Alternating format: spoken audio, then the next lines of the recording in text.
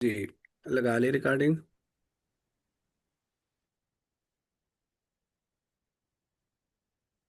देखें, इस हदीस का ज़ाहिरी मफहूम और इस बाब का वो ये है कि अगर एक आदमी फजर पढ़ते हुए एक रकत उसने पढ़ी और दूसरी रकत पढ़ने से पहले सूरज तुलु हो गया, तो वो नमाज पूरी करे। उसकी नमाज हो गई है, क्योंकि आधी नमाज तो उसने वक़्त से पहले पा ली। और अगर यही सूरत हाल असर में पेश आए तो भी उसकी नमाज हो गई। कोई बात नहीं, सूरज गुरूब हो जाए, क्योंकि आधी नमाज तो उसने वक़्त से पहले पा ली है। और आइमा सलासा इस हदीस के इस जाहिर के मुताबिक इसको देखते हैं और वो उसको इसी तरह से कबूल करते हैं। अब आनाफ इस हवाले से देखो, ये देखते हैं कि आधी नमाज अगर आदमी वक़्त के अंदर पाता है और आधी नमाज वक़्त के बाद, तो वो नमाज अदा कैसे शुमार होगी? वो नमाज तो कज़ा हो गई, क्योंकि अदा नमाज का मतलब है कि अव्वल ताखिर पूरा वक़्त के अंदर पढ़े। नमाज में ऐसी तकसीम नहीं हो सकती कि आधी आप वक़्त से पहले पढ़े, यानी वक़्त के अंदर पढ़े, और आधी आप वक़्त के बाहर पढ़े, क्योंकि जो आपने वक़्त के बाहर नमाज पढ़ी है वो नमाज नहीं हुई। तो जब वो नहीं हुई यानी अदा नहीं हुई, तो इसका मतलब है नमाज कज़ा हो गई। क्योंकि आधी कज़ा आधी अदा नहीं होती, ये तो पूरी नमाज अदा होती है या पूरी कज़ा होती है। तो इसलिए यहाँ चूंकि अदा नहीं हुई पूरी नमाज, तो इसका तकाजा है कि नमाज को कज़ा करे। तो इसलिए आनाफ इस हदीस में तावील करते हैं कि इसमें यह मसला है। फिर तावील की एक वजह यह भी है इसमें करने की कि औकात मकरूह, जिसमें ये पीछे औकात मकरूह का बाब आया था, जिसमें यह है कि सूरज निकलते वक्त आगे भी आएगा और सूरज गुरूब होते वक्त, और जब सूरज बिल्कुल आसमान के दरमियान में खड़ा हो जाए तो उस टाइम नमाज पढ़ना मकरूह है। तो अब इस हदीस में बताया गया कि वो नमाज पूरी करे, हालांकि वो तो मकरू वक़्त है, मकरू वक़्त में तो नमाज नहीं पढ़ते। तो लिहाजा जब मकरू वक़्त में नमाज नहीं पढ़ते, तो फिर क्यों बताया गया कि नमाज पूरी करे? तो एक तो इस हदीस में एक उसूली मसला अदा और कज़ा का है, और दूसरा उसूली मसला यानी दूसरा इसमें हदीसी मसला यह है कि ये औकात मकरूहा वाली उस जो हदीसें हैं उससे मुतारज़ है। तो इसलिए भी इसमें तावील की ज़रूरत है। अब इसमें तावील क्या है? तो अहनाफ के यहाँ दो तावीलें काफ़ी ज़्यादा मशहूर है। एक तावील जो इमाम ताहवी रहमुल्लाह ने की और बाद में अहनाफ ने इसको लिया है, वो ये है कि यहाँ सूरज तुलू होने से पहले एक रकत नमाज पढ़ी या सूरज गुरूब होने से पहले एक रकत नमाज पढ़ी, यहाँ बिलफेल नमाज पढ़ना मुराद नहीं कि नमाज पढ़ रहा है, वो नहीं। यहाँ अदरक का लफ्ज है। अदरक का मतलब है जिसने पाया, यानी जिसने एक रकत नमाज का वक़्त पाया, तो उसने पूरी नमाज पा ली। यानी पूरी नमाज पाने का ये मतलब ये है कि वो नमाज अब उस पर लाजिम हो गई। अब ये दरअसल उन लोगों के बारे में है जिन पर ये नमाज फर्ज नहीं होती, जैसे हायजा औरत है, ये जैसे गैर मुस्लिम है वो मुसलमान हो गया, ये जैसे नाबालिग है और वो बालिग हो गया, और अभी एक नमाज एक रकत पढ़ने का टाइम है सिर्फ। तो गोया कि थोड़ा सा भी उसको टाइम जब मिलता है, ख्वाह उसमें पूरी नमाज ना पढ़ी जा सके, तब भी उस पर वो नमाज लाजिम हो जाती है। तो लिहाजा यहाँ पाने से मुरादे नमाज का वक़्त पाना, और अदरक सुबह या अदरक सलात का मतलब है कि वो नमाज उसने पा ली, यानी उस नमाज का वक़्त उसको मिल गया, तो लिहाजा वो नमाज उस पर लाजिम हो गई। अब वो वजू करे और नमाज की कज़ा बाद में कर ले जब भी उसको मौका मिले। तो लिहाजा यहाँ ये मतलब मुराद है, और ये मतलब दिल को लगता भी है, इसलिए कि यहाँ अदरका का लफ्ज़ जो है ना वो काफ़ी यानी उसकी तरफ इशारा कर रहे हैं। लेकिन मसला ये कि इस तशरीह में, क्योंकि बाज़ इस हदीस के अल्फाज में बाज़ अल्फाज यूं हैं कि उसके साथ दूसरी रकत मिला ले या उस नमाज को मुकम्मल करे। अब अगर ये दूसरी रकत मिला ले या नमाज को मुकम्मल करे, तो जाहिर है फिर ये तोजी नहीं चलेगी ना, क्योंकि इसका मतलब है कि वो आदमी नमाज पढ़ रहा है ये ऐसे आदमी के बारे में। तो इसलिए वो अल्फाज जो है ना वो इससे मेल नहीं खाते। लेकिन मसला ये मेल ना खाते हो क्योंकि वो तो रावी ये जो हदीसें होती है ना, हदीसें रिवायत बिलमाना हमारे पास आई है। तो रिवायत बिलमाना का मतलब यह है कि अल्फाज मुहद्दिसीन के खुद चूज करने थे। सहाबा और ताबीन खास तौर पर पहली नस्ल में हदीसें के अल्फाज जो है ना वो खुद चूज करते थे, बिलमाना उसको रिवायत करते थे। अल्फाज रावी के अपने होते थे। तो लिहाजा हो सकता है कि बाज रावियों ने अपना मफहूम उसके अंदर ऐड कर दिया हो, और उसने फलयुतिम मसला या अदरक सुबह को फलयुतिम मसलात से बदल दिया हो। तो यह आयन मुमकिन है।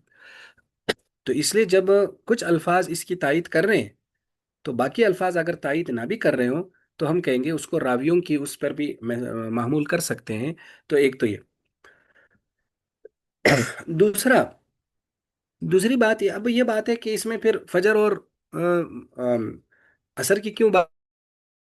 नमाज में यही हुक्म है कि जिसने एक रकत पा लिया तो उसने पूरी नमाज उस पर लाजिम हो गई। तो उसका जवाब ये कि जो फजर और असर है ना, उसमें नमाज का टाइम खत्म हो जाता है, ये बड़ा वाज़ेह है। देखो, इशा का टाइम कब खत्म होता है? जब फजर सादिक तुलो। फजर सादिक हर एक को नहीं पता चलता, वो देहात में जाकर जब बहुत अंधेरा हो तब पता चलता है, वरना नहीं पता चलता। इसी तरह जोर और असर का मसला है कि साये पर खत्म होता है। अब साया कब कितना बढ़ गया, ये भी हर एक को नहीं पता चल सकता। और मगरिब का टाइम खत्म होता है जब शफक गुरूब हो जाए। शफक कब गुरूब होता है, ये भी एक ऐसा मसला है जो इतना वाज़ेह नहीं है। तो इन दो नमाजों का वक्त बहुत ही क्लियर है। तो इसलिए इसको बताया गया कि जिसने, जाहिर इसमें इंसान को अंदाजा भी हो जाता है कि मैं एक रकत पढ़ सकता हूँ या नहीं। वो सूरज के गुरूब और तुलू होने का अंदाजा हो जाता है बिल्कुल। तो इसलिए इन दो की तखसीस की गई, वरना सब में यही हुक्म है। दूसरी तोजी जो अल्लामा अनवर शाह कश्मीरी रहमतुल्लाह ने की है, जो बज़ाहिर कमज़ोर लगती है लेकिन वो इतनी कमज़ोर है नहीं, वो ये है कि ये दरअसल मसबूक के बारे में है, कि जिसने इमाम के साथ एक रकत पा ली, तो उसने गोया कि वो पूरी जमात पा ली। उसको जो है ना, उस पूरी जमात का जो सवाब है वो मिलेगा। पूरी जमात का सवाब उसको मिल जाएगा। अब इसकी तोजी अल्लामा अनवर शाह कश्मीरी रहमुल्लाह क्यों कर रहे हैं? क्योंकि इस हदीस के बाज तुरुक में अल्फाज है मन अदरक माल इमाम। माल इमाम के अल्फाज है, और बाज में अदरक सवाब के अल्फाज भी है आखिर में। तो जब माल इमाम और सवाब के अल्फाज है, तो ये तोजी है कि उन हदीसों के मुताबिक वो हदीसें हम असल मान लेंगे, हजरत फरमाते हैं, और इसकी उसी के मुताबिक तोजी कर लेंगे। मुझे अब वो पूरी तफसील याद नहीं है, लेकिन इतना मुझे याद है कि फैजुल बारी में अल्लामा अनवर शाह कश्मीरी रहमुल्लाह ने इस पर काफ़ी दलाइल दिए हैं अपनी इस तोजी के हक में। और चूंकि अल्लामा अनवर शाह कश्मीरी रहमुल्लाह का अंदाज ये था अहादीस में गुफ्तगू करने का, कि वो तमाम जो है ना वो तुरुक जमा करते थे, और उन तुरुक में जो मेन अल्फाज, जो मुश्तरक अल्फाज होते थे, वो निकाल लेते थे। फिर जो हर तरीक, हर सनद के इनफिरादी अल्फाज होते थे, उसमें मुहाकमा करते थे, तकाबुल करते थे। फिर एक पूरा नक्शा बनाते थे, और वो बहुत ही ज़ाहिर है ये ऐसा आदमी कर सकता है जिसके सामने हदीस के तमाम तुरुक पड़े हुए हों, और उसको हर हर हर तरीके के अल्फाज और उनका फ़र्क ये सही तरह वाजे हो रहा हो, जिस तरह कोई टेबल होता है। तो चूंकि हजरत का हाफजा बहुत कमाल का था, बल्कि एक ऐसा हाफजा था जो बसा औकात बंदा कहता है कि ये बिल्कुल एक अजीब सा है, यानी जो रेयर है, इतना हाफजा आमतौर पर होता नहीं लोगों का। तो इसलिए उनके सामने जैसे कोई टेबल बना ले, तो एक टेबल की सूरत में हदीसों के तुरुक होते थे। तो उनकी ये तोजी भी यानी बहरहाल दिल को लगती है।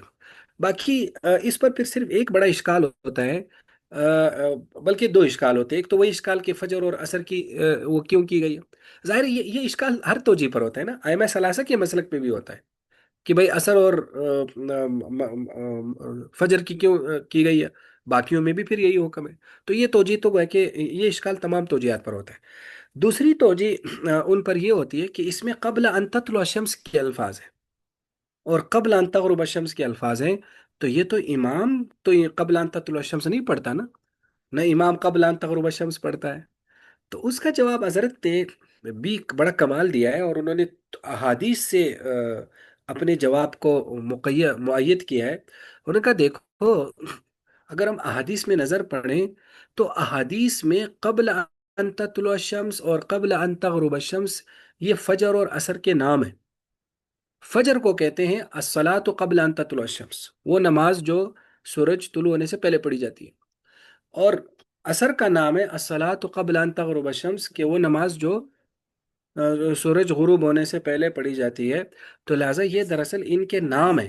तो लिहाजा इनके नाम होने की वजह से क्या कर सकते हैं, ये भी दरअसल गोया कि असल अल्फाज यूं है, मन अदरक मिन अल असर रकातन, और मन अदरक मिन सुबह रकातन।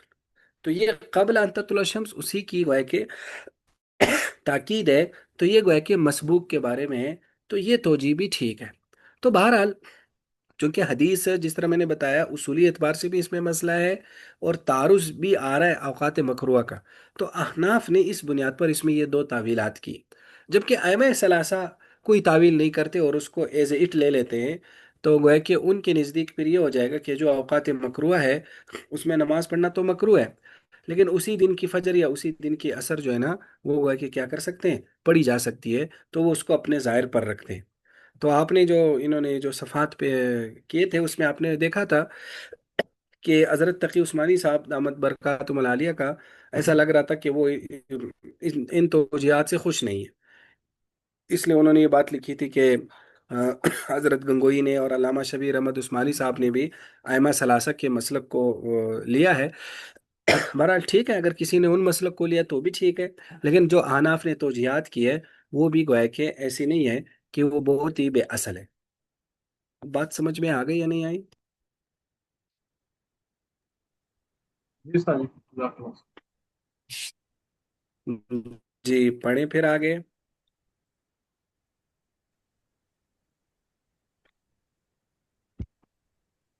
بسم الله الرحمن الرحيم. باب ما جاء في جمع بين الصلاتين. بسند متصل منا الى الامام الحافظ ابي عيسى محمد بن عيسى بن سورة الترمذي رحمه الله قال حدثنا شابش۔ حناد قال حدثنا ابو معاوية عن الاعمش عن حبيب بن ابي ثابت عن سيد بن جبير عن ابن عباس رضي الله تعالى عنه قال جمع رسول الله صلى الله عليه وسلم بين الظهر والعصر وبين المغرب والعشاء بالمدينة من غير خوف ولا مطر. قال فقيل لابن عباس رضي الله تعالى عنهما ما اراد بذلك؟ قال اراد الا تحرج امته. وفي الباب عن ابي هريره قال ابو عيسى حديث ابن عباس رضي الله تعالى عنهما قد روي عنه من غير وجه. رواه جابر بن زيد وسعيد بن جبير وعبد الله بن الشقيق الأكيلي وقد روي عن ابن عباس رضي الله تعالى عنهما عن النبي صلى الله عليه وسلم غير هذا. وبيقول حدثنا ابو سلمة يحيى بن خلف البصري قال حدثنا المعتمر بن سليمان عن ابيه عن حنش عن إكرمة عن ابن عباس رضي الله تعالى عنهما عن النبي صلى الله عليه وسلم قال من جمع بين الصلاتين من غير عذر فقد أتى بابا من أبواب الكبائر. قال أبو عيسى وحنش هذا هو أبو علي الرحبي وهو حنش بن قيس وهو ضعيف عند أهل الحديث ضعفه أحمد وغيره. والعمل على هذه ابن أهل العلم ألا يجمع بين الصلاتين إلا في السفر أو بعرفة.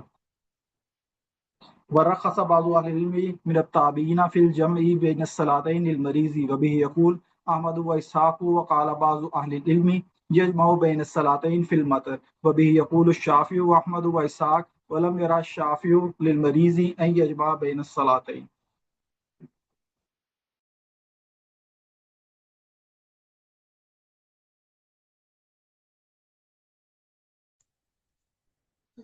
جی شابش۔ یہ ہمارا لیپ ٹاپ بند ہو گیا، اس میں چارجنگ نہیں تھی، میرے ذہن میں نہیں تھا کہ چارجنگ نہیں ہے، وہ میں نے لگایا بھی تھا لیکن وہ بٹن نہیں آف ہوا تھا، آن ہوا تھا۔ جی تو یہ باب ہے، باب ما جاء فی الجمع بین الصلاتین۔ آواز آ رہی ہے؟ جی استاد جی آ رہی ہے، کلیئر ہے۔ جی تو باب ما جاء فی الجمع بین الصلاتین، کہ یہ باب ہے اس بارے میں کہ دو نمازوں کو جمع کرنا۔ تو حضرت ابن عباس فرماتے ہیں کہ جمع رسول اللہ صلی اللہ علیہ وسلم، جمع کیا نبی علیہ السلام نے ظہر اور عصر کو اور مغرب اور عشاء کو مدینہ میں، بغیر خوف کے، بغیر کسی ڈر کے، کوئی لڑائی، کوئی ایسے ایمرجنسی کے حالات نہیں تھے، ولا مطرن، اور نہ کوئی بارش کے حالات تھے۔ قال، تو کہتے ہیں فقیل ابن عباس، حضرت ابن عباس سے پوچھا گیا ما اراد بذالک، آپ نے ایسا کیوں کیا، دو نمازوں کو جمع کیوں کیا جب کوئی عذر بھی نہیں تھا؟ قال، فرمایا اراد اللہ تحرج امتو، آپ کی نیت یہ تھی کہ آپ کی امت کو کبھی تنگی نہ ہو، یعنی ان کے پاس یہ آپشن رہے کہ نمازوں کو اکٹھا بھی پڑھا جا سکتا ہے، اس وجہ سے آپ نے ایسا کیا۔ تو یہ الفاظ آپ نے خاص طور پر ذہن میں رکھنے۔ اب اس کے بعد وہ فرماتے ہیں کہ وہ فی الباب، اس باب میں، قال ابو عیسیٰ، امام ترمذی کہتے ہیں کہ جو وہ فی الباب، اس باب میں حضرت ابو ہریرہ سے بھی حدیث ہے، اور قال ابو عیسیٰ حدیث ابن عباس یہ بہت سارے طرق سے مروی ہے، جس کو جابر بن زید، سعید بن جبیر اور عبداللہ بن شقیق اقیلی نے روایت کیا ہے، اور حضرت ابن عباس وغیرہ سے بھی یہ مروی ہے، یعنی ان سے اس کے علاوہ بھی مروی ہے۔ وہ کیسے؟ اب اگلی حدیث حضرت ابن عباس سے ہے کہ نبی علیہ السلام نے من جمع بین الصلاتین، جس نے دو نمازوں کو جمع کیا بغیر عذر کے، فقد اتا باب من ابواب الکبائر، تو وہ کبیرہ کے ایک بہت بڑے دروازے سے پر داخل ہو گیا، یعنی اس نے کبیرہ، ایک بہت بڑا گناہ کبیرہ کر لیا، یہ مطلب ہے۔ اب امام ترمذی کہتے ہیں کہ وحنش حاضہ، یہ جو حنش راوی ہے اس کا نام ہے ابو علی الرابی، وہ حنش بن قیس، اور وہ ضعیف ہے، محدثین کے جس کو احمد وغیرہ نے ضعیف قرار دیا، اور عمل اسی پر اہل علم کیا کہ دو نمازوں کو جمع نہ کرے مگر سفر میں یا عرفات میں، اور بعض اہل علم نے جمع بین صلاتین کی اجازت دی ہے بریز کے لیے بھی، اور یہی احمد اسحاق کا قول ہے، اور بعض اہل علم نے بارش میں بھی جمع بین صلاتین کی اجازت دی ہے، اور یہی امام شافی، احمد اسحاق کا قول ہے، اور امام شافی نے مریض کے لیے اس کی اجازت نہیں دی۔ دیکھو، یہ جو جمع بین صلاتین ہے، دو نمازوں کو اکٹھا پڑھنا، تو دو نمازوں کو اکٹھا پڑھنے کی دو صورتیں ہیں۔ ایک ہے جمع سوری، جمع سوری کا مطلب ہے کہ ایک نماز کو مؤخر کرو، بالکل آخری ٹائم پہ لے جاؤ، اور دوسری نماز کو بالکل اول وقت میں لے آؤ، اور ایک نماز آخری بارڈر پہ پڑھو اور دوسری نماز شروع والے بارڈر پہ پڑھو، اور اس طرح سے دونوں کو جمع کرے، اس کو کہتے ہیں جمع سوری، یعنی کہ بظاہر تو دونوں اکٹھے ہیں لیکن حقیقتاً دونوں اکٹھے نہیں ہیں۔ حقیقتاً دونوں کیوں اکٹھے نہیں ہیں؟ کیونکہ ہر کوئی اپنے اپنے وقت میں ہے۔ تو یہ ایک ہے جمع سوری۔ دوسری ہے جمع حقیقی۔ جمع حقیقی کا مطلب ہے کہ دونوں کو ایک وقت میں پڑھا جائے، دونوں کو ایک نماز کے وقت میں پڑھا جائے۔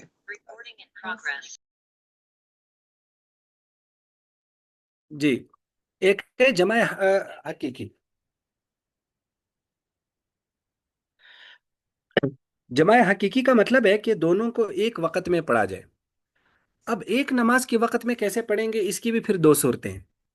ایک صورت یہ ہے کہ جو پہلی نماز ہے اور جو دوسری نماز ہے، تو دوسری نماز کو آ، پہلے پڑھ لیا جائے پہلی نماز کے وقت میں، جیسے زور اور اثر اکٹھے پڑھنے، تو اثر کو زور کے ٹائم میں پڑھا جائے، اس کو کہتے ہیں جمع تقدیم، ٹھیک ہے۔ ایک یہ کہ آپ پہلی نماز کو قضا کرو اور اس کو دوسری نماز کے ٹائم میں پڑھ لو، تو اس کو کہتے ہیں جمع، تو تو اس کو کہتے ہیں جمع تاخیر، یعنی جمع تاخیر کا مطلب ہے کہ پہلی نماز کو جا کر دوسری نماز کے ٹائم میں پڑھا جائے، تو جمع تقدیم ہو گئی، جمع تاخیر ہو گئی، اور ایک جمع سوری، ٹھیک ہے۔ یہ جمع حقیقی کی دو قسمیں ہیں، جمع تقدیم، جمع تاخیر۔ اور ایک اور بات جمع کے حوالے سے، کہ یہ جمع کی جتنی بھی بحث کی جاتی ہے، یہ ظہر اور عصر میں اور مغرب اور عشاء میں، یعنی آپ زور اور عصر کو اکٹھا پڑھ سکتے ہیں، خواہ جمع تقدیم یا تاخیر یا جمع سوری کرے، جو بھی چل رہا ہے، یا مغرب اور عشاء کو۔ لہذا اس طرح سے نہیں کر سکتے کہ فجر اور زور کو اکٹھا پڑھیں، یا فجر اور عشاء کو اکٹھا پڑھیں، ٹھیک ہے، یا عصر اور مغرب کو اکٹھا پڑھیں۔ یہ سب صورتیں منع ہیں سب کے ہاں۔ صورتیں صرف دو ہے، زور اور عصر ایک گروپ ہے، اور مغرب اور عشاء دوسرا گروپ ہے، گروپ بی، ان میں یہ جمع کی بحث چلتی ہے۔ یہ تو ہو گئی کچھ ابتدائی باتیں۔ اب آپ آ جائیں مذاہب کی طرف، تو مذاہب میں احناف کا مذہب یہ ہے کہ جمع حقیقی کسی بھی صورت میں جائز نہیں ہے، جمع حقیقی کسی بھی صورت میں جائز نہیں ہے، خواہ آدمی بیمار ہو، خواہ سفر میں ہو، خواہ جو بھی ہو، جمع حقیقی نہیں پڑھ سکتے سوائے حج کے۔ آپ میں سے جن حضرات نے حج کیا ہے وہ جانتے ہیں کہ حج میں دو مقامات پر جمع ہوتا ہے، حقیقی جمع ہوتا ہے۔ ایک عرفات میں، عرفات میں زور اور عصر کو اکٹھا پڑھا جاتا ہے زور کے وقت میں، یہ جمع تقدیم ہے۔ اور ایک مزدلفہ میں، مزدلفہ میں مغرب اور عشاء کو اکٹھا پڑھا جاتا ہے عشاء کے ٹائم میں، وہ جمع تاخیر ہے۔ تو سوائے حج کے ان دو موقعوں پر تو جمع حقیقی جائز ہے، کیونکہ اس کا خود احادیث میں ذکر ہے، اس کے علاوہ جمع حقیقی کسی بھی صورت میں جائز نہیں ہے۔ یہ تو احناف کا مذہب ہو گیا۔ جبکہ ائمہ ثلاثہ اس بات پر تو متفق ہے کہ حج کے علاوہ بھی جمع حقیقی جائز ہے، عذر کی بنیاد پر۔ لیکن عذر کیا ہے؟ تو امام شافی فرماتے ہیں کہ انسان سفر میں ہو یا بارش ہو، اتنی بارش ہو کہ وہ، اس کو پتہ ہے کہ ابھی ہم چلے گئے مسجد میں، دوبارہ مسجد میں نہیں آ سکیں گے، اتنی کیچڑ ہوگی، تو ادھر ہی وہ دونوں نمازیں پڑھ لیں، کیونکہ اب آ ہی چکے ہیں، دوبارہ پھر نہیں آ سکیں گے۔ اور امام مالک سفر اور مرض کا کرتے ہیں، وہ بارش کا نہیں کرتے، سفر اور مرض۔ جبکہ امام احمد فرماتے ہیں تینوں ہیں، سفر بھی ہے، مرض بھی ہے، اور بارش بھی ہے۔ تو وہ گویا کہ اس طرح سے وہ سب اس میں اس کو کیا کرتے ہیں، اکٹھا کرتے ہیں۔ اب یہ گویا کہ ان آزار کی بنیاد پر ان میں ہے۔ اب اس کے بعد جو یہ حدیثیں ہیں جمع کی، تو یہ جو حضرت ابن عباس کی حدیث ہے جس میں آیا ہے کہ آپ علیہ صلاۃ والسلام نے بغیر عذر کے، بغیر بارش کے آپ نے جمع کیا ہے، تو یہ حدیث ائمہ ثلاثہ کے ہاں معمول بیان نہیں۔ ائمہ ثلاثہ کہتے ہیں اس حدیث پر ہمارا عمل نہیں ہے، اور احناف کیا تو اس پر عمل ہے ہی نہیں نا، کیونکہ احناف کیا تو جمع حقیقی جائز ہی نہیں ہے۔ تو وہ میں نے آپ کو ترمذی شریف کے شروع میں بتایا تھا کہ امام ترمذی فرماتے ہیں کہ میں اس میں جتنی حدیثیں لے کر آیا ہوں، سب کے ہاں، سب حدیثیں کسی نہ کسی فقی کے ہاں معمول بھی آئیں، یعنی کوئی نہ کوئی حدیث کسی فقی نے ضرور لی ہے، سوائے دو حدیثوں کے، اس میں ایک حدیث یہ ہے، دوسری حدیث کتاب الحدود میں آئے گی، وہ چوری کی سزا سے متعلق۔ تو یہ جو حدیث ہے اس پر کسی فقی کا عمل نہیں ہے، یعنی احناف تو ویسے ہی جمع کے قائل نہیں ہے، وہ تو عذر کے ساتھ قائل نہیں، بغیر عذر کے کیسے قائل ہوں گے؟ اور ائمہ ثلاثہ بھی بغیر عذر کے قائل نہیں ہے، اور ان کی دلیل یہ دوسری حدیث ہے حضرت ابن عباس والی، کہ جس نے دو نمازوں کو بغیر عذر کے جمع کیا تو اس نے ابواب کبیرہ میں سے ایک بڑے دروازے کے پاس آ گیا، یعنی اس نے وہ گویا کہ اس دروازے سے داخل ہو گیا، یعنی اس نے گناہ کبیرہ کا ارتکاب کیا۔ تو لہٰذا اس وجہ سے احناف کے ہاں، ائمہ ثلاثہ کے ہاں بھی یہ حدیث معمول بہا نہیں ہے۔ جبکہ ہمارے اساتذہ ہمیں بتایا کرتے تھے کہ یہ جو حدیث ہے حضرت ابن عباس والی حدیث، یہ احناف کیا معمول بھی ہے۔ کیوں؟ وہ اس طرح سے، دیکھو احناف اس پوری بحث میں یہ کہتے ہیں کہ یہ جو جمع کی جتنی بھی روایات ہے اور بھی روایت آ رہی ہے، وہ ساری جمع سوری پر معمول ہے، یعنی جمع سوری سے مراد ہے کہ ایک نماز کو لیٹ کرنا اور دوسری نماز کو اول وقت میں پڑھنا۔ تو وہ کہتے ہیں جمع سوری عذر کے ساتھ تو جائز ہی ہے، بغیر عذر کی بھی جائز ہے، اس لیے کہ ہر نماز اپنے وقت میں پڑھی جا رہی ہے نا۔ زور اپنے وقت میں پڑھی جا رہی ہے بالکل آخری لمحے میں، اور عصر اپنے وقت میں پڑھی جا رہی ہے بالکل پہلے لمحے میں۔ تو وہ کہتے ہیں بغیر عذر کے تو یہ جمع سوری جائز ہے، تو وہ کہتے ہیں آپ علیہ السلام نے جمع سوری کی تھی، تو لہٰذا گویا کہ یہ حدیث احناف کیا معمول بھی ہے، اور دوسری حدیث بھی احناف کیا معمول بھی ہے۔ تو گویا کہ احناف ان دو حدیثوں کو لیتے ہیں، تو لہٰذا امام ترمذی کا گویا کہ یہ دعویٰ پھر ٹھیک نہ ہوا کہ یہ دو حدیثیں کسی فقی کیا معمول بھی نہیں ہے۔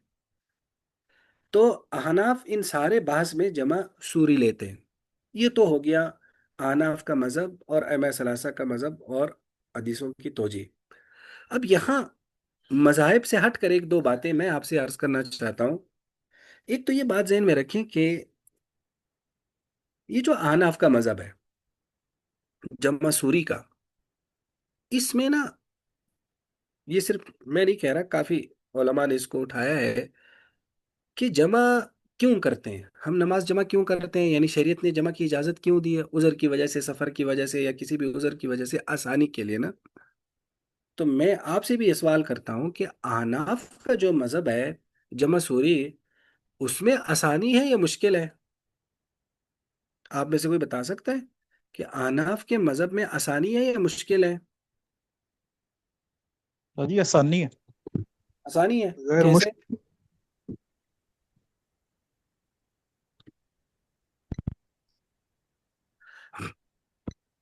ہاں جی، آسانی کیسے؟ میرے خیال میں تو یہ مشکل صحیح کام ہے جی۔ مشکل ہے، دیکھو احناف کے مذہب میں مشکل ہے، دو دو دو بڑی مشکلیں ہیں۔ ایک مشکل تو یہ ہے کہ نماز کا بالکل آخری لمحہ معلوم کرنا، ظاہر ہے آج کل تو گھڑیاں آ گئی، آج کل تو شاید اتنا مسئلہ نہ ہو، لیکن یہ حکم تو آج کل کے لیے نہیں ہے نا، اور نہ ایسے لوگوں کے لیے جن کے پاس گھڑی ہو۔ ایک مشکل تو اس میں یہ ہے کہ آخری لمحہ نماز کا معلوم کرنا، اور پھر یہ اندازہ لگانا کہ میری نماز مثلا 5 منٹ میں مکمل ہو جائے گی، پھر فوراً دوسری نماز جب کا وقت داخل ہو جائے پھر ساتھ پڑھنا، اس پورے چیز کو مینج کرنا بڑا مشکل ہے نا۔ جن کے پاس گھڑی نہ ہو ان کے پاس ایک الگ مسئلہ ہے، اور جن کے پاس گھڑی ہے بھی، وہ بھی مثلاً ایک اندازہ لگائیں گے نا کہ مثلاً اگر 10 منٹ رہتے ہیں تو وہ کہے گا یار اب میں 10 منٹ میں پڑھ لوں، 5 منٹ میں پڑھ لوں، تو ایک تو اس میں کنفیوز رہے گا اگر آج کے حساب سے بھی دیکھیں۔ پھر اگر مثلاً اس نے احتیاطاً 10 منٹ پہلے نماز پڑھ لی زور کی، اب عصر کا وقت نہیں آیا تو 5 منٹ تو پھر بیٹھا رہے گا، 3 4 منٹ پھر بیٹھا رہے گا۔ پھر جس طرح ہمارے کہا جاتا ہے 3 4 منٹ مزید احتیاط کرو، تو 3 4 منٹ اس میں احتیاط ہو جائے گا، تو 10 منٹ کا 8 منٹ کا وقفہ تو پھر بھی ہو گیا، تو وقفہ تو ہو گیا۔ جمع اس کو بالکل اکٹھا جمع پھر بھی اس نے نہیں کیا، درمیان میں اس کو وقفہ کرنا ہی پڑا۔ ایک تو اس کو مینج کرنا بڑا مشکل ہے ایک، یا دوسری مشکل اس میں یہ ہے کہ یہ اس طرح سے آخری اور پہلے وقت میں پڑھنا یہ اس آدمی کا کام ہے جو اچھی طرح سے فارغ ہو، جس کے پاس سارا ٹائم ہو، اور وہ دیکھے کہ بھائی اب اس وقت، یعنی یہ ایک چوائس کا کام ہے نا۔ حالانکہ جمع چوائس کی وجہ سے نہیں کی گئی، جمع تو اس لیے رکھی گئی ہے تاکہ آپ کے پاس اور ٹائم ہے ہی نہیں، تو ابھی ایک ٹائم ہے تو اس میں پڑھ لوں۔ یعنی میں اس کو شاید میں سمجھا نہیں پایا۔ دیکھو جب آپ جمع حقیقی کرتے ہیں یا تو زور کے ٹائم میں یا عصر کے ٹائم میں، تو اس میں آسانی کیا ہے کہ آپ کو زور کا مثلا 10 منٹ مل گئے، عصر اور زور پڑھ لو، آخری 10 منٹ مل گئے، درمیان والے 10 منٹ مل گئے، شروع والے 10 منٹ مل گئے، ٹھیک ہے۔ اور آپ کو نہیں ملے، آپ عصر میں داخل ہو گئے تو عصر میں شروع میں مل گئے، درمیان میں مل گئے، آخر میں مل گئے، آپ کے پاس ایک چوائسیز کا پورا ایک جہان آباد ہوتا ہے نا جمع حقیقی میں۔ جمع سوری میں آپ کے پاس صرف ایک چوائس ہے، آخری ٹائم اور اول ٹائم، اس کے علاوہ جمع تو ہو نہیں سکتا۔ تو جب چوائس ایک ہوتی ہے تو آسانی ہوتی ہے، یا چوائسیز زیادہ ہو تو آسانی؟ بات سمجھ میں آ رہی؟ دیکھو اگر ایک آدمی جمع نہیں کرتا، جب اس نے ہر نماز اپنے اپنے وقت میں پڑھنی ہے، پھر جمع کی بجائے اپنے حساب سے پڑھنے میں آسانی ہے نا۔ یعنی ایک آدمی جمع تو ویسی نہیں کر سکتا نا، تو اب اس کو کیا ضرورت ہے کہ وہ لیٹ کرے نماز آخری وقت میں، پھر اس کو پہلے وقت میں لے آئے؟ پھر تو اس کے لیے یہ آسانی ہے کہ اگر اس کو زہر اول وقت میں پڑھنے کا موقع ملتا ہے تو پڑھ لے، زور درمیانے میں وقت میں پڑھنے کا موقع ملتا ہے تو پڑھ لے، اور اثر آخری وقت میں پڑھنے کا موقع ملتا ہے تو پڑھ لے، درمیان میں پڑھنے کا موقع ملتا ہے تو پڑھ لے۔ پھر تو آسانی اس کے لیے یہ ہے، بجائے اس کے کہ اس کو انتظار کرو آخری وقت آ جائے، پھر انتظار کرو شروع والا وقت آ جائے، تو اس کو تو جمع کے نام پر ہم نے مزید پابند کر دیا، پابند کیا یا اس کے لیے راستے کھول دیا؟ آپ لوگ کیا کہتے ہیں؟ دیکھیے جی، جمع حقیقی کے مقابلے میں تو آسانی ہے، یعنی یعنی جمع حقیقی جو ہے وہ آسان ہے جمع جمع سوری حقیقی کے کے مقابلے مقابلے میں میں۔ جمع سوری میں آسانی ہے؟ نہیں نہیں نہیں، جمع حقیقی جمع سوری کے مقابلے میں تو آسان ہے، لیکن جمع سوری ہاں، بذات خود تو آسان ہے نا، آپ نے دونوں ایک وقت میں پڑھ لی، ان کو الگ الگ پڑھنے کے مقابلے میں۔ لیکن اس میں آسانی نہیں، میں یہ آپ کو بس سمجھانا چاہ رہا ہوں، آسانی اس نہیں، وجہ سے نہیں ہے۔ آسانی آسانی کم ہے یہ کہہ سکتے ہیں آپ۔ آسانی کم ہے، نہیں نہیں، میں جمع کے ساتھ تقابل نہیں کر رہا، جمع حقیقی کے ساتھ میں اس آدمی کے ساتھ تقابل کر رہا ہوں جس نے دونوں اپنے اپنے اعتبار سے پڑھنی ہے، اس کے لیے تو پھر بھی زیادہ چوائسیز ہے نا۔ مثلا ہم دو بندے ہیں، آپ نے جمع سوری کرنی ہے، تو اب آپ انتظار کریں گے کہ بھائی آخری ٹائم کب آ جائے اس میں پڑھوں۔ میں نے زور بھی اپنے ٹائم پہ پڑھنی ہے جو میرے پاس وقت میسر ہو، اور اثر بھی میں نے اپنے ٹائم میں پڑھنی ہے جو میرے پاس وقت میسر ہو، تو آپ زیادہ پابند ہوں گے یا میں؟ نہیں، جیسے ابھی جیسے کہتے ہیں کہ تبوک میں اکٹھی جمع کی گئی، تو اب وہ اتنا بڑا لشکر تھا، تو اگر اس میں جمع سوری بھی کی گئی تو بس آسانی ہے بنسبت دونوں کو الگ الگ پڑھنے کی۔ نہیں یا نہیں، ایک افراد بھی اگر میری ایک فرد بھی ہو تو اس کے لیے بھی یہ ہے کہ بھی اس کو دو بار وضو کرنا پڑے گا، ایک بار وضو میں مثال کے طور پہ پڑھ لیتا ہے، تو مطلب کچھ بالکل آسانی ٹھیک ہے، تو ہے، حقیقی کے لیکن مقابلے یہ، میں ہاں کم بالکل، آسانی ہے یہ کہہ سکتے ہیں۔ نہیں دیکھو اس میں اصل میں بنیادی چیز یہ ہے، وہ وضو کا مسئلہ الگ ہے، لیکن سفر میں تو یہ ہوتا ہے کہ دیکھو سفر دو قسم کا سفر ہوتا ہے نا۔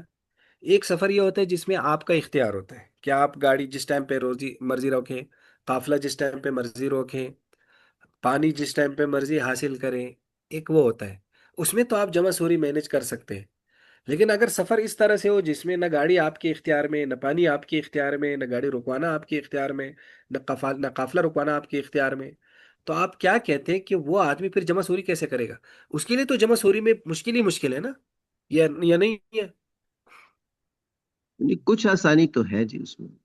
अब ये कि उसके हाँ, मुकाबले में देखो कम है। उसमें कम है, लेकिन इसमें देखो, इसमें बुनियादी चीज ये है कि जमा हकीकी जमा सूरी उस आदमी का काम है जो काफिला या तो अकेले सफर कर रहा हो, या वो काफिला उसके जाने से रुक जाए उसके रोकने से। वो फिर इस टाइम में काफिले को रोक भी सकता है, उस टाइम में पानी ले भी सकता है। लेकिन अगर ये चीजें उसके इख्तियार में नहीं है, तो आप बताएं फिर वो जमा सूरी कर सकता है?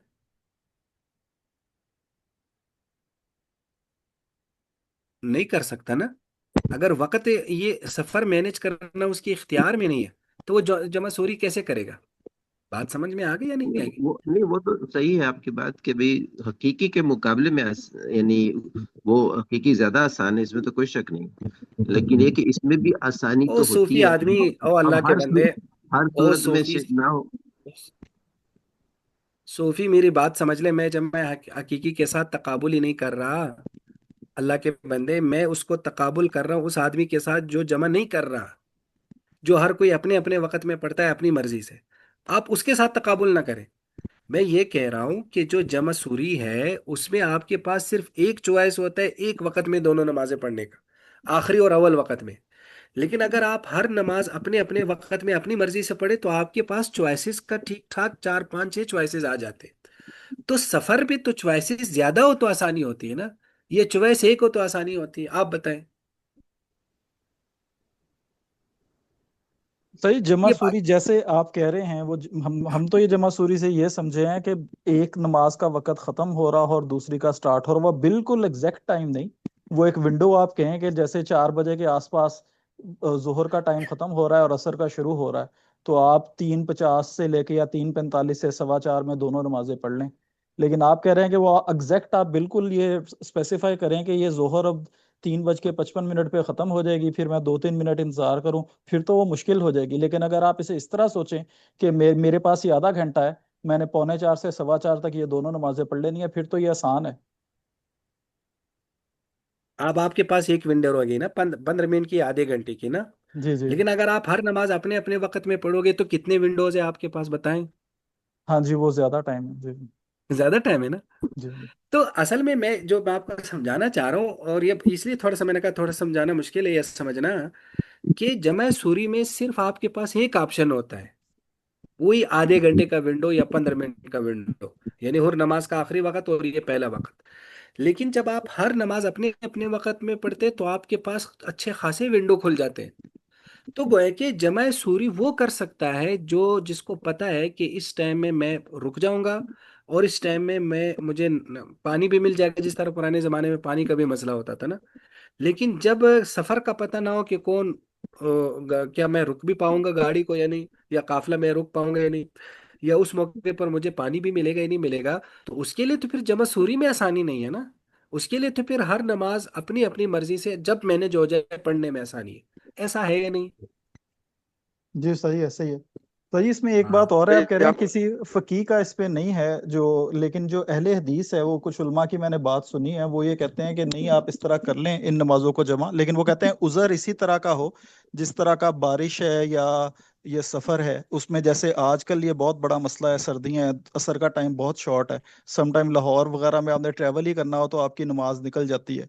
या ये है कि कोई और को आपकी मीटिंग इस तरह की है, या कोई बच्चे का एग्जाम है जिसके अंदर आप गए और उसमें आपको पता है नमाज पढ़ने का टाइम नहीं मिलेगा, तो वो कहते हैं कि अगर इस किस्म का मसला आपको दरपेश हो तो फिर ये हदीस एक आपके लिए इजाजत का रास्ता खोल लिया, तो आप वो दो नमाजें जमा करके पढ़ लें अगर वाकई उज़र है आपके पास तो। नहीं तो उजर तो फिर भी हो गया ना, हदीस में तो बगैर उजर के आ रहे हैं ना। जी जी जी जी। समझ में आ गया? इसलिए वो जमा हकीकी वो बगैर उजर के आ रहा है। तो ये तो एक उजर क्रिएट हो गया ना, क्रिएट कर दिया गया, बारिश या सफर की तरह कोई उजर। तो वो हदीस में तो सरी अल्फाज है, मिन गैर उजर, कि कोई भी उजर नहीं था। वो इस एतबार से फिर किसी फकीह का उस पर अमल नहीं रहता ना। तो खुलासा मैं आपको दरअसल ये समझाना चाह रहा हूँ कि हदीस में जो जमा की हिकमत आई है, वो उज़र की बुनियाद पर हो, या जो भी जमा के आप सलाम ने जमा के सहाबा जमा करते थे, मकसद उनका आसानी होती थी, ठीक है, आसानी होती थी। और आसानी जमा हकीकी में तो यकीनी तौर पर है। جمع سوری میں بعض صورتوں میں آسانی ہے، بعض صورتوں میں آسانی کی بجائے مشکل ہو جاتی ہے. بات سمجھ میں آ گئی؟ کیونکہ آپ کے پاس ونڈو صرف ایک رہ جاتی ہے. ہاں یہ والی آسانی آپ کے پاس بے شک ضرور ہے کہ آپ ایک وضو سے دونوں پڑھ لیتے ہیں، لیکن اصل میں وضو کا تو مسئلہ نہیں ہے نا. یعنی اس وضو کا تو مسئلہ ہی نہیں ہوتا. مسئلہ تو ٹائم.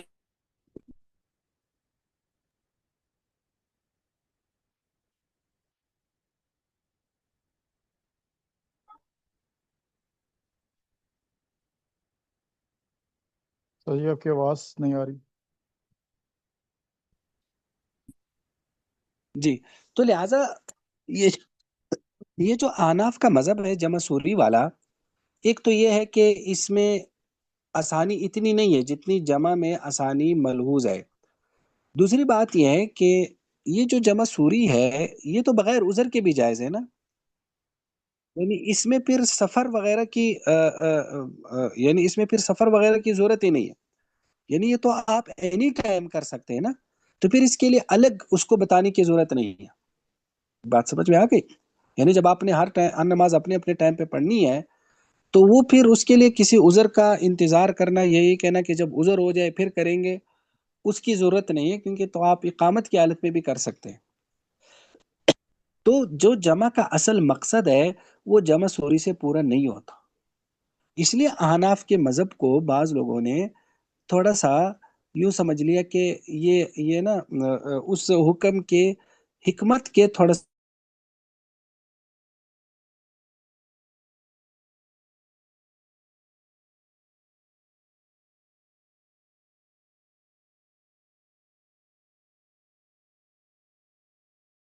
حوالے سے کوئی سوال ہے تو وہ کر سکتا ہے. یہ جو میں نے آپ کو جو پوری بات بتائی ہے اس میں کسی کا کوئی سوال ہے؟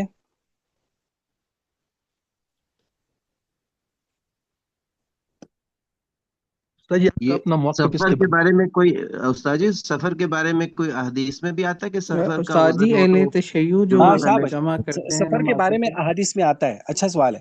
سفر کے بارے میں خود نبی علیہ السلام کے بارے میں بھی آتا ہے، اور صحابہ کے بارے میں بھی آتا ہے. اور نبی علیہ السلام کے بارے میں یوں آتا ہے کہ جب آپ کو سفر میں جلدی ہوتی تھی تو آپ ایک نماز لیٹ کر لیتے تھے اور دوسری کو جلدی پڑھ لیتے تھے. اس طرح کے الفاظ ہیں. تو وہ جو تفصیلی الفاظ ہے احناف دراصل اس کو بھی اپنی تائید میں پیش کرتے ہیں کہ جمع جو ہے نا وہ آپ صلی اللہ علیہ وسلم سوری کرتے تھے. یعنی الفاظ حدیث کے یوں ہیں کہ اذا جد بھی سیر، جب آپ کو سفر میں جلدی ہوتے تھے تو اخر الصلاۃ، تو آپ ایک نماز مؤخر کرتے تھے، وقدم، اور دوسری نماز مقدم کرتے تھے، اور صحابہ بھی اسی طرح سے کرتے تھے. تو اس طرح کے گویا کہ الفاظ ہے سفر کے بارے میں. اب سمجھ میں آ گئی؟ یعنی اس میں الفاظ جو ہے، میں ذرا آپ کو حدیث کے الفاظ کو، صحیح بخاری میں الفاظ ہیں کہ اذا آجل السیر فی السفر، جب نبی علیہ الصلوۃ والسلام کو سفر میں جلدی چلنے کی ہوتی، یؤخر صلاۃ المغرب، تو مغرب کی صلات کو مؤخر کرتے، حتی یجمع بینہا و بین العشاء، یہاں تک کہ اس کو اور عشاء کو جمع کرتے. اور سالم کہتے کہ عبداللہ بن عمر بھی اسی طرح سے کرتے تھے، اور وہ جو ہے نا یعنی وہ اس کو مؤخر کرتے اور پھر اکٹھا پڑھ لیتے تھے. تو احناف یہ کہتے ہیں کہ یہ جو مؤخر کرنے کی بات ہے اس کا مطلب ہے کہ آخری وقت تک مؤخر کرتے تھے، بہت زیادہ مؤخر کرنے کی بات نہیں ہے کہ اس کو قضا کر لیتے تھے. احناف اس کی اس طرح سے تشریح کرتے. اب بات سمجھ میں آ گئی یا نہیں آئی؟ جی.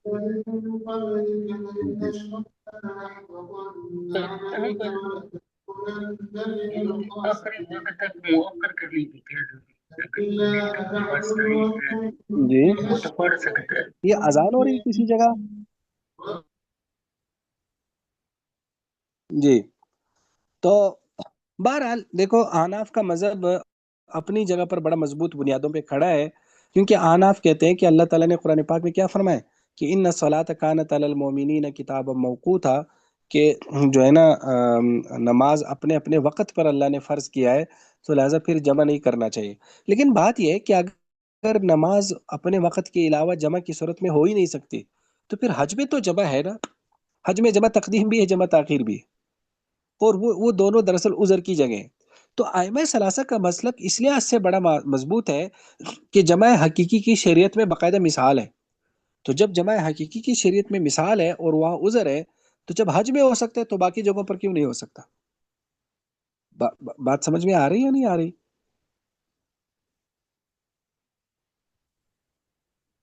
جی استاد جی آپ کہہ رہے ہیں کہ احناف کے نزدیک عذر میں بھی نہیں ہو سکتی جمع، کسی صورت میں عذر ہوئی؟ میں بھی نہیں ہو سکتی جمع، حقیقی اچھا نہیں ہو سکتی حناف کے یہاں۔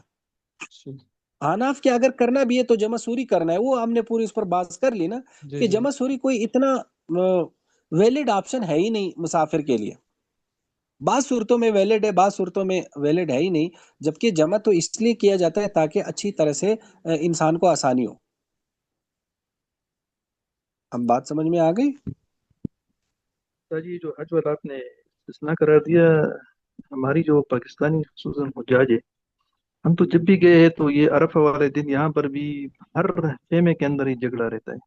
وہ یہاں پر بھی کہتے جی ہمیں وہاں سے گیا گیا ہے کہ نہیں کرنا، نہ مسجد ہے میں وہاں پر جاتے ہیں اور نہ یہاں پر وہ اکٹھے پڑتے ہیں۔ نہیں، اصل میں نا اس میں امام ابو حنیفہ رحمہ اللہ یہ فرماتے ہیں کہ جمع وہ آدمی کرے گا جو امام کے ساتھ نماز پڑھے گا، جو اکیلے پڑھے گا وہ جمع نہیں کرے گا۔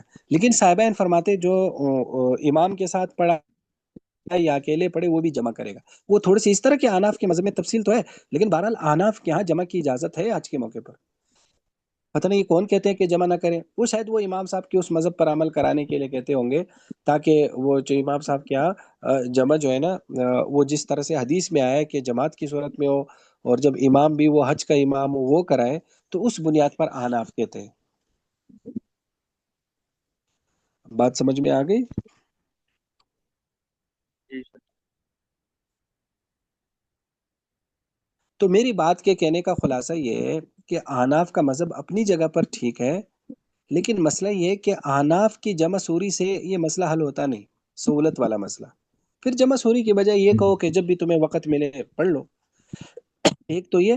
دوسرے، جمع سوری کے لیے پھر عذر کی ضرورت نہیں ہے، جمع سوری تو اپنے گھر میں بھی کی جا سکتی ہے، جبکہ جمع تو ایسا لگتا ہے احادیث کے ظاہر سے کہ یہ تھوڑے سے اسپیشل حالات کے لیے نا، تو جب یہ اسپیشل حالات کے لیے تو پھر اس میں جمع سوری پر اسے معمول کرنا تھوڑا سا اس حدیث کے مقصد کے میل نہیں کھاتا۔ بات سمجھ میں آ گئی یا نہیں آئی؟ استاد جی جی پوچھیں۔ اگر اس حدیث کی تعویل میں یہ جو ابھی ابن عباس والی پڑھی ہے، اس میں اگر کہہ دیں کہ وہ جو بلا خوف اور بارش کے بغیر جمع کی سوری تو بات بن نہیں جائے گی، اور باقی جو احادیث ہیں جس میں کسی عذر کی بنا پر جمع کیا اس کو عذر پہ ہی کر دیں۔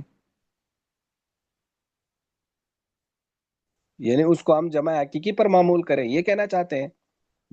جی جی جی لیکن بات تو ٹھیک یہی تو کہہ رہے ہیں لیکن آناف کسی بھی جگہ بھی جمع حقیقی پر نہیں معمول کرتے۔ اب دیکھو اسی حدیث کو ہی دیکھو، یہ دوسرا حضرت ابن عباس والی حدیث کہ جس نے جمع کیا بغیر عذر کے اس نے کبیرہ دروازہ گناہ پر آ گیا۔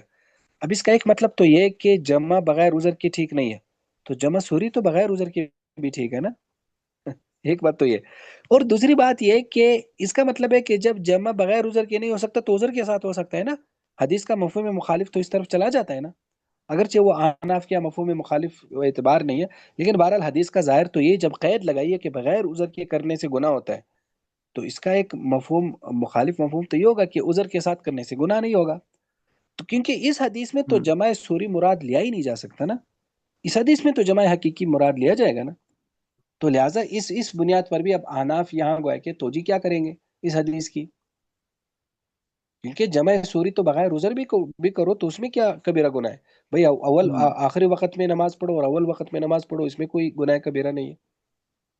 مجھے جو اس قضیے میں سمجھ آ رہا ہے، اور جو بعض علماء نے اس کو تھوڑا سا ایکسپلین بھی کیا ہے، کہ یہ دراصل جمع حقیقی ہی مراد ہے ان روایات میں، اور جمع حقیقی مراد ہے۔ پھر سوال یہ کہ صرف ان دو نمازوں میں کیوں جائز ہے، ظہر اور عصر میں اور مغرب اور عشاء میں، اس کے علاوہ کیوں جائز نہیں ہے؟ مثلا آپ عصر اور مغرب کو نہیں اکٹھا کر سکتے، عشاء یا فجر کو نہیں اکٹھا کر سکتے، فجر یا زور کو نہیں اکٹھا کر سکتے۔ اس کی وجہ دراصل یہ ہے کہ زور سے لے کر مغرب تک کا جو وقت ہے یہ وقت دراصل ایک وقت ہے، اور مغرب سے عشاء کا جو وقت ہے یہ بھی وقت ایک ہے اندھیرے کا۔ تو دراصل ان دو نمازیں تو الگ الگ ہے، لیکن وقت میں میجر تبدیلی آتی نہیں۔ تو میجر تبدیلی نہ آنے کی بنیاد پر شاید شریعت نے یہاں عذر کی بنیاد پر اجازت دی ہے، اور عموماً جمع کی ضرورت انہی دو اوقات میں ہی ہوتی ہے۔ مثلا اگر آپ زور کو چلتے ہیں تو آپ کو زور اور اثر میں ہی مسئلہ ہوتا ہے، مغرب میں مسئلہ نہیں ہوتا، وہ تو بہت دور ہوتا ہے نا۔ اور اگر آپ مغرب میں چلتے ہیں تو آپ کو مغرب اور عشاء میں مسئلہ ہوتا ہے، تو گویا کہ ایک تو مسئلہ ان دو میں زیادہ ہوتا ہے، دوسرا ان دو نمازوں کے اوقات میں میجر تبدیلی نہیں ہوتی، یعنی جب آپ زور سے اثر میں انٹر ہوتے ہیں تو وقت وہی رہتا ہے، صرف سائے لمبے ہو جاتے ہیں نا، اور جب آپ مغرب سے عشاء میں انٹر ہوتے تو بھی وقت وہی رہتا ہے، اندھیرا ہوتا ہے مغرب میں بھی، صرف اندھیرا زیادہ چھا جاتا ہے، لیکن باقی نمازوں کے اوقات میں میجر تبدیلی ہوتی ہے، جیسے عصر اور مغرب میں وقت بالکل تبدیل ہو جاتا ہے، عصر دن ہے اور مغرب عشاء ہے، یعنی مغرب رات ہے، اور فجر اور عشاء میں بھی وقت تبدیل ہو جاتا ہے، عشاء رات کی نماز ہے اور فجر میں بالکل دن شروع ہو جاتا ہے، تو اس میں اور زور اور فجر تو ویسے بھی بڑے دور دور ہے نا، تو لہٰذا ان میں اوقات بالکل ڈیفرنٹ ہے، اس لیے شریعت نے وہاں اجازت نہیں دی، لیکن ان دو نمازوں کے جو اوقات ہے وہ تقریباً قریب قریبی ہے۔ اب بات سمجھ میں آ گئی؟ جی استاد۔ تو اس لیے اس حکمت کے پیش نظر شاید شریعت نے اجازت دی ہو، تو اس لیے میں نے اپنے اساتذہ کو دیکھا ہے وہ جمع حقیقی کرتے تھے، اور میں بھی انہی کے اتباع میں سفر میں کر لیتا ہوں جمع حقیقی، جب واقعی عذر ہوتا ہے، یعنی ایسا نہیں کہ بس جو مجھے پتا ہوتا ہے کہ گاڑی نے اثر میں مثلا رکنا ہے پھر جمع نہیں کرتا، بھائی پھر اثر میں پڑیں گے، اور جب پتا ہے کہ گاڑی عشاء کے ٹائم میں رک جائے گی، ابھی مغرب پڑھ رہا ہوں، عشاء کے ٹائم میں بھی مجھے موقع مل جائے گا، پھر جمع نہیں کرتا، لیکن ایسا موقع جہاں پتہ چلے کہ بھائی مغرب اب قضا ہو رہی ہے تو پھر اس کو جمع کی نیت سے چھوڑ دیتا ہوں، تاکہ پھر قضا کرنے کی بجائے تو پھر جمع زیادہ اچھا ہے نا۔ اور اسی طرح جب پتہ ہے کہ بھائی عصر یا ظہر میں سے کوئی ایک قضا ہوگی تو پھر اس کو جمع کر لیا جاتا ہے، باقاعدہ قضا کرنے کے بجائے اگر ہم اس کو جمع کے اس سیکشن میں لے آئیں تو پھر وہ قضا کے جو ایک سختی ہے نا اس سے انسان بچ جاتا ہے۔ تو اس لیے بغیر یعنی ائمہ ثلاثہ تو ہر صورت میں اجازت دیتے ہیں نا، سفر میں ہوتے بس کر لیا کرو، لیکن ہم حنفیوں کے لیے یہ ہے کہ ہم حتی الامکان جمع حقیقی نہ کریں، لیکن اگر ایسی صورت جس میں ہمارے پاس دو آپشن ہو، یا تو ہم جمع کریں یا نماز قضا کریں، تو پھر میرے خیال میں، اور شاید آپ اس میں سے بعض لوگ تائید کریں گے، ہو سکتا ہے بعض نہ کریں، پھر میرے خیال میں جمع قضا کی طرف جانے کی بجائے جمع کی طرف جایا جائے، کیونکہ بہرحال احادیث میں اس کا ذکر آ رہا ہے اور ائمہ ثلاثہ بھی اسی کا قائل ہے، تو قضا کرنا زیادہ ایک خطرناک کام ہے بنسبت جمع کی۔ اب بات سمجھ میں آ گئی؟ جی سر سمجھ آتی ہے، ایک چیز کی اگر وضاحت کر دیں کہ سفر کی کیا حد ہوگی، یعنی کتنا سفر ہے کہ جس میں اس کے بارے میں کیا ہے کہ آپ جمع کر سکتے ہیں اور نہیں کر سکتے، یہ بتا دیں۔ سفر تو شرعی سفر ہوگا نا، ہاں، سفر تو سفر شرعی مراد ہوگی، آگے سفر کا باب ہے جو ہمارے ہم آناف کے یہاں 78 کلومیٹر، جس کو تین راتوں کا سفر کہہ سکتے ہیں، تو سفر سے مراد ہے سفر شرعی، جس میں یہاں سے بدل جاتی ہے، وہ سفر مراد۔ بات سمجھ میں آ جی گئی؟ جی جی، ایک باب اور پڑھ لیں۔ استاد جی ایک چھوٹا سا سوال ذہن میں آ گیا تھا ابھی۔ استاد جی جی اگر ایک بندے نے دو نمازیں جمع کر لی ہیں، اگر اس کو دوبارہ ٹائم مل جاتا ہے پراپر وقت میں نماز پڑھنے کا، تو پھر اس نماز کا کیا وہ نماز پڑھ سکتا ہے دوبارہ، یا اس ہاں، کی ہم ہو گئی ہے احناف کے وہ؟ نقطۂ نظر سے، ہاں اچھا سوال ہے، ہم احناف کے نقطۂ نظر سے پڑھ سکتے ہیں، کیونکہ ہم احناف کیا اس کی وہ نماز ہوئی نہیں نا، اس نے وقت سے پہلے پڑھی ہے، یعنی اگر وہ جمع تاخیر جی کر رہا ہے ٹھیک پھر تو وہ ہے۔ نماز ریورس ہو نہیں سکتی نا، لیکن اگر وہ جمع تقدیم اس نے کیا تھا، مثلا زور کے ٹائم میں اس نے عصر بھی پڑھی تھی، بعد میں گاڑی رک گئی تو وہ نماز پڑھ لے، کیونکہ اس کی تو وہ نماز احناف کے ہاں ہوئی نہیں، وہ تو اس وقت وہ خود اپنے طور پر وہ ائمہ ثلاثہ کی طرف چلا گیا، احناف کے مذہب کے تو اس کے ماں، تو گویا کہ جمع تقدیم دوبارہ ریورس ہو سکتا ہے، لیکن جمع تاخیر تو ریورس نہیں ہو سکتا۔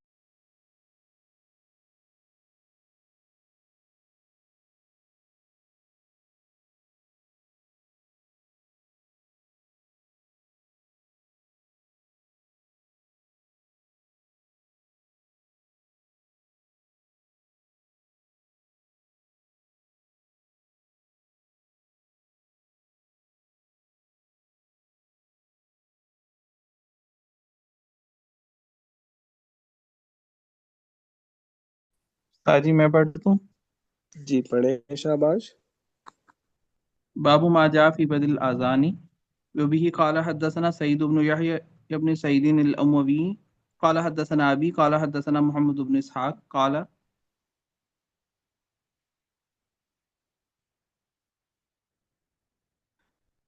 عن محمد بن إبراهيم التيمي عن محمد بن عبد الله بن زيد عن أبيه قال لما أصبحنا أتينا رسول الله صلى الله عليه وسلم فأخبرته بالرؤيا فقال إن هذه لرؤيا حق فقم مع بلال فإنه أندى وأمد صوتا منك فألقي عليه ما قيل لك ولينادي بذلك قال فلما سمع عمر بن الخطاب نداء بلال بالصلاة خرج إلى رسول الله صلى الله عليه وسلم وهو يجر إزاره وهو يقول يا رسول الله والذي بعثك بالحق لقد رأيت مثل الذي قال فقال رسول الله صلى الله عليه وسلم فلله الحمد فذلك أثبت. وفي الباب عن ابن عمر قال ابو عيسى حديث عبد الله بن زيد حديث حسن صحيح. جی آگے بھی پڑھیں.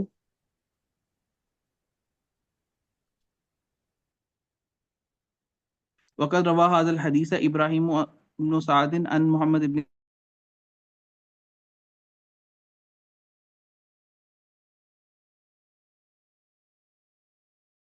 عبد ربه ويقال ابن عبد رب ولا نعرف له عن النبي صلى الله عليه وسلم شيئا يصح إلا هذا الحديث الواحد في الآذان. وعبد الله بن زيد بن عاصم المازني له أحاديث عن النبي صلى الله عليه وسلم وهو أم عباد بن تميم.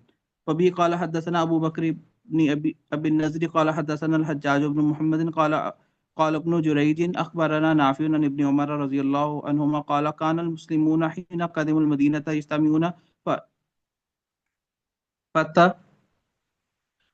فتحينون الصلاة وليس ينادي به أحد فتكلموا يوما في ذلك فقال بعضهم اتخذوا ناقوسا مثل ناقوس النصارى وقال بعضهم اتخذوا قرنا مثل قرن اليهود. قال فقال عمر أولا تبعثون رجلا ينادي بالصلاة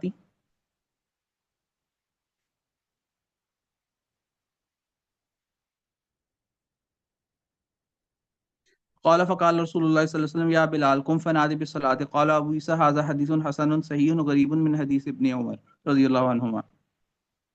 شاباش ماشاء اللہ. تو یہ باب ہے باب ما جاء فی بدء الاذان، کہ اذان کے شروع کے بارے میں، کہ اذان کی ابتدا کیسی ہوئی. تو یہ حدیث ہے عبداللہ بن زید، وہ اپنے والد سے روایت کرتے ہیں. محمد بن عبداللہ بن زید وہ اپنے والد عبداللہ بن زید سے روایت کرتے ہیں. فرماتے ہیں لما اصبحنا، جب ہم نے صبح کی، اتینا رسول اللہ صلی اللہ علیہ وسلم، میں نبی علیہ السلام کے پاس آیا. فاخبرت بالرؤیا، تو میں نے انہیں اس خواب کی خبر دی. فقال، تو آپ نے فرمایا ان هذه لرؤیا حق، یہ ایک برحق خواب ہے. فقم ما بلال، بلال کے ساتھ کھڑے ہو جائیں.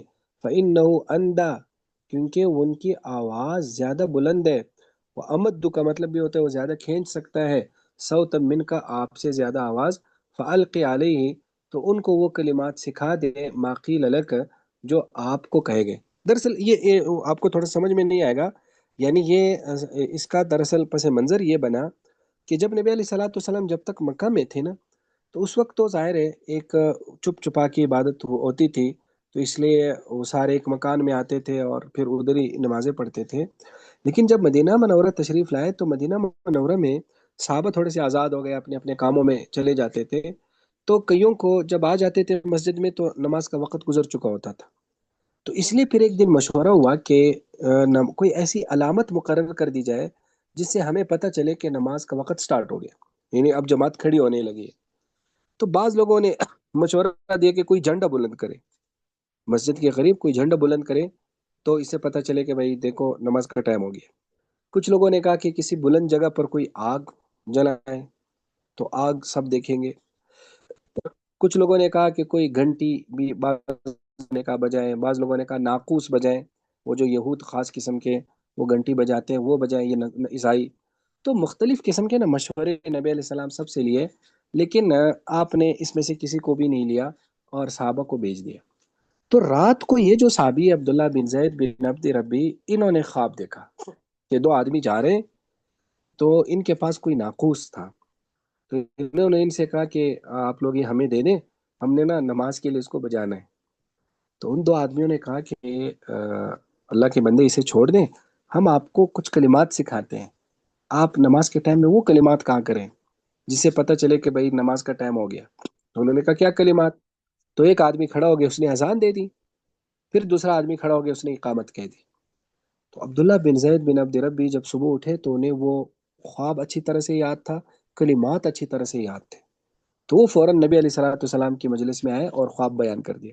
تو آپ علیہ السلام نے فرمایا یہ ایک سچا خواب ہے، جا کر بلال سے کہو، بلال کو بتائیں یہ کلمات تاکہ وہ یاد کرے اور بلال یہ آواز بولے، کیونکہ بلال آپ کی آواز ذرا بھاری ہے اور اونچی ہے، تو اس لیے تاکہ وہ زیادہ لوگوں تک پہنچے۔ تو اس طرح سے انہوں نے کیا۔ اب جب انہوں نے بلال نے اذان دینی شروع کر دی نا، تو حضرت عمر نے جب سنا، فرمایا فلما سمع عمر بن الخطاب، جب حضرت عمر نے سنا ندا بلال، حضرت بلال کی آواز بالصلاۃ، نماز کے بارے میں، خرج الی رسول اللہ صلی اللہ علیہ وسلم، تو نبی علیہ السلام کی طرف نکلے، وہ ہوا یجر ازار، اس حال میں کہ ان کا وہ تہبند نیچے گھسٹ رہا تھا، یعنی جلدی میں انہوں نے تہبند ٹھیک بھی نہیں کیا۔ وہ یقول، اور وہ کہہ رہے تھے اللہ کے رسول، والذی بعثک بالحق، وہ ذات جس نے آپ کو حق کے ساتھ بھیجا، لقد رأیت مثل الذی قال، میں نے بھی وہی خواب دیکھا ہے، اس طرح کے کلمات سنے خواب میں جیسے یہ کہہ رہا ہے۔ قال فقال رسول اللہ صلی اللہ علیہ وسلم، تو نبی علیہ السلام ہے، فللہ الحمد، تو یہ تمام تعریفیں اللہ کے لیے، تو فذلک اثبت، تو یہ ذرا زیادہ اطمینان کا باعث ہے، یعنی اب دو بندوں نے خواب دیکھا اور یکساں جیسا خواب دیکھا ہے، تو اس کا مطلب ہے یہ اللہ کی طرف سے۔ یہ ترجمہ اور اب سمجھ میں آ گیا؟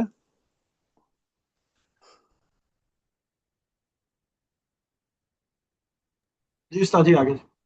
جی، اب اس باب میں حضرت ابن عمر کی حدیث ہے، تو امام ترمذی کہتے ہیں کہ عبداللہ بن زید کی حدیث حسن صحیح ہے، اور اس حدیث کو ابراہیم بن سعد نے محمد بن اسحاق سے زیادہ اتم ذکر کیا اور زیادہ اطول، چونکہ یہاں کافی اختصار ہے لیکن اس میں وہ ساری تفصیلات ہیں جو میں نے آپ کو بیان کر دی، اور اس میں الاذان و مسنا مسنا کہ اذان دو دو بار ہوگی، اور اقامت ایک ہیری، اس کے کلمات ایک ایک ہوں گے، یہ مسئلہ آ گیا گا، یہ بھی کلمات ہے۔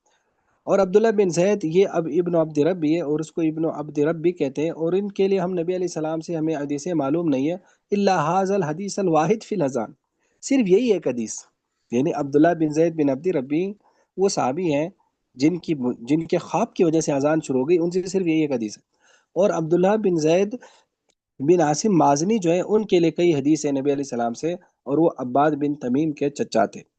اب دوسری حدیث انہوں نے ذکر کر دی کہ ابن عمر رضی اللہ تعالیٰ کہتے ہیں کہ مسلمان جب مدینہ تشریف لائے، یجتمعون، تو وہ اکٹھے ہوتے تھے، فیتحینون الصلاوات، اور نماز کا وقت مقرر کرتے تھے، ولیس ینادی بأحد، کوئی بھی اس بارے میں آواز نہیں لگاتا تھا، فتکلموا یوما فی ذلک، انہوں نے اس بارے میں بات کی، فقال بعض نے کہا اتخذوا ناقوسا، ایک ناقوس بناؤ، ناقوس النصارى، جیسے نصارہ کا ہوتا ہے، وقال بعضهم اتخذوا قرنا، کہ ایک سینگ، ناقوس ایک قسم کی گھنٹی ہوتی تھی، کہ ایک سینگ لے لو، جیسے یہود کے سینگ ہوتے تھے، کہتے ہیں وہ سینگوں کو نا آپس میں ٹکراتے تھے، جس سے ایک خاص قسم کی آواز نکل آتی تھی، یا شاید اس کے اندر وہ آواز لگاتے تھے۔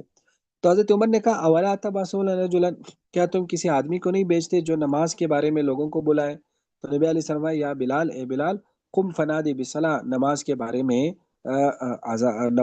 میں آواز لگاؤ۔ تو امام ترمذی کہتے ہیں یہ حدیث حسن غریب ہے، ابن عمر والی حدیث۔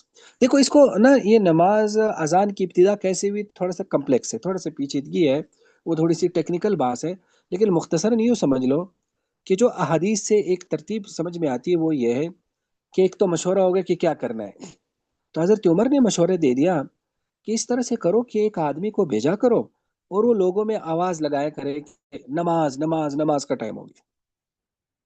تو پہلے حضرت عمر کے اس مشورے پر عمل ہو رہا تھا، اور وہ بھی بلال دے رہے تھے کیونکہ حضرت بلال کی آواز اونچی تھی۔ پھر کچھ وقت کے بعد عبداللہ بن زید بن عبد ربی نے وہ خواب دیکھا، تو اس خواب کے بعد پھر حضرت عبداللہ بن زید بن عبد ربی نے جو ہے نا، وہ گویا کہ یہ شروع ہو گیا۔ بعض روایت میں یہ آتا ہے کہ عبداللہ بن زید بن عبد ربی سے پہلے حضرت عمر نے خواب دیکھا تھا، لیکن حضرت عمر نے وہ خواب بیان کرنا مناسب نہیں سمجھا کہ اب یہ اتنا بڑا کوئی غلطی بھی ہو یا میرے خواب پہ فیصلہ نہ ہو جائے، تو انہوں نے بتایا نہیں، خاموش ہو گئے۔ تو جب حضرت بلال نے اذان دے دی تو ان کو اپنا خواب یاد آ گیا کہ یہ خواب تو میں بھی دیکھ چکا ہوں۔ تو گویا کہ اس روایت کی اس پوری ترتیب سے اس طرح کی تفصیل سامنے آتی ہے۔ تو اب حضرت عمر نے خواب اسی رات نہیں دیکھا تھا، وہ عبداللہ بن زید بن عبد ربی سے پہلے دیکھ چکے تھے، لیکن وہ اس کا اظہار نہیں کر رہے تھے۔ تو جب عبداللہ بن زید بن عبد ربی نے اظہار کیا تھا تو حضرت عمر نے بھی اظہار کر دیا۔ تو اس طرح سے تمام احادیث میں ایک قسم کی ترتیب قائم ہو جاتی ہے اور ہر حدیث کا اپنا اپنا محل آ جاتا ہے۔ تو وہ پیچیدگی کو علماء نے اس طرح سے وہ ہے کہ اس کو ختم کیا ہے۔ اب یہاں ایک اور بحث علماء شروع کرتے ہیں کہ خواب کی بنیاد پر ایک حکم شرعی کیسے جاری ہو گیا؟ خواب تو حجت نہیں ہے، یعنی خواب سے کوئی حکم بنتا نہیں۔ تو اس کا جواب یہ ہے کہ خواب تو صحابہ نے دیکھا، لیکن اس خواب کی تائید نبی علیہ السلام سے مل گئی نا۔ تو گویا کہ اب نبی علیہ السلام کی اس تائید سے دراصل اذان کو لیا گیا۔ پھر یہ بحث کہ اذان کا ڈائریکٹ حضرت جبرائیل کیوں حکم نہیں لے کر آئے، یا اللہ تعالیٰ نے وحی میں کیوں نہیں بتایا، اس کو خواب کے ذریعے کیوں بتایا گیا، وہ بھی صحابہ کا۔ تو شاید اللہ تعالیٰ نے صحابہ کو یہ ایک فضیلت دینی تھی کہ نماز کا جو اہم ترین حکم ہے وہ صحابی ہی کے اس کہنے سے شروع ہوا، اس کے خواب سے شروع ہوا۔ شاید اس میں حکمت یہ ہو، ورنہ تو اللہ تعالیٰ تو ڈائریکٹ وہی بھی بیچ سکتے تھے۔ لیکن بہرحال وہ گویا کہ اذان جو ہے وہ صحابہ کی ہی اس خواب سے گویا کہ شروع ہو گیا۔ پھر بعد میں ظاہر اب اذان مسلمانوں کا باقاعدہ شعار بن چکا ہے، یعنی شعار سے مراد ہے کہ ان کی ایک دینی علامت ہے، ایک دینی سائن ہے، ایک دینی سمبل ہے۔ تو لہٰذا اب اسی اذان کی جو ہے نا وہ پوری عالم اسلام جو ہے نا اس کو اپنی پہچان کے طور پر کیا کرتے ہیں، پیش کرتے ہیں۔ تو اس میں اللہ کی حکمتیں ہوگی کہ اور بھی بہت ساری حکمتیں نکالی جا سکتی ہیں کہ صحابہ کے خواب سے اس حکم کی ابتدا کیوں کرائی اور ڈائریکٹ حضرت جبرائیل کو بھیج کر احکامات کیوں نہیں۔ بات سمجھ میں آ گئی؟ جی اتنا سر، کافی آج؟ جی ٹھیک ہے سر، جزاک اللہ۔ کسی کا کوئی سوال ہے تو وہ کر سکتا ہے۔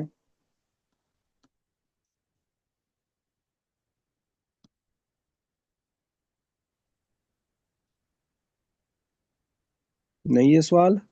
استاد یہ جو جمع حقیقی کی دو اقسام آپ نے بتائی ہیں، ان کے کیا نام ہیں؟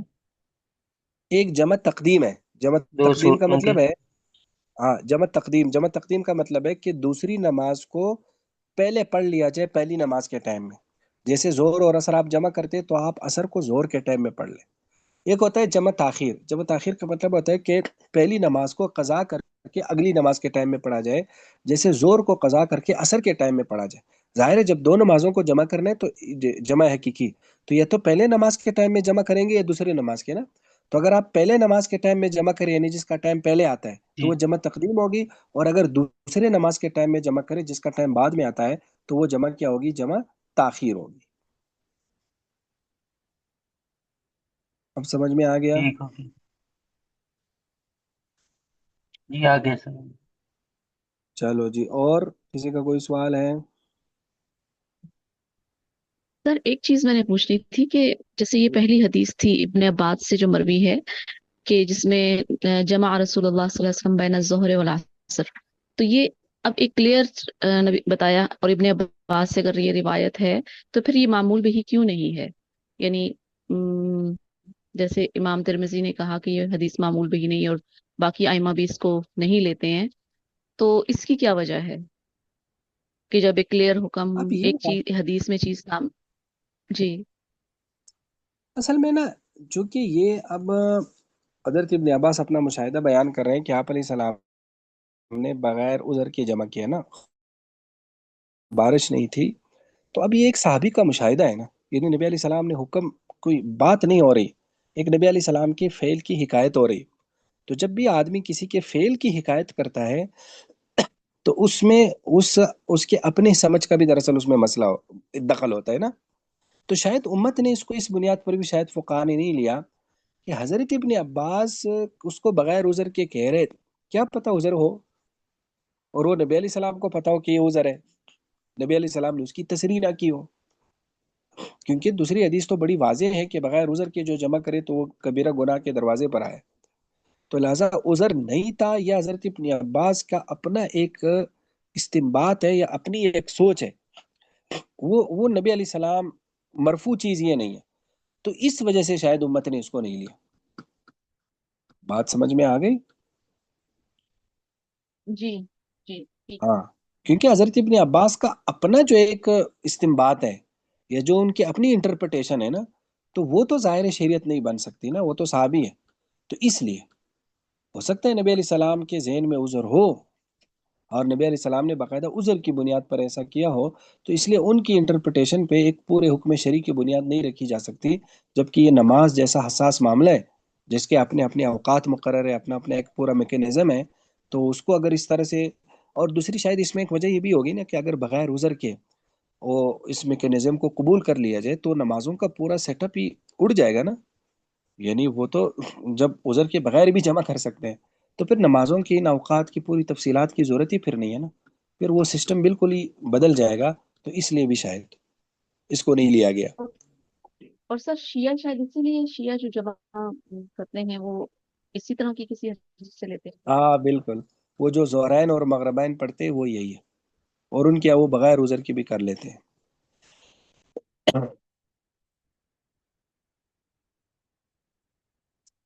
اور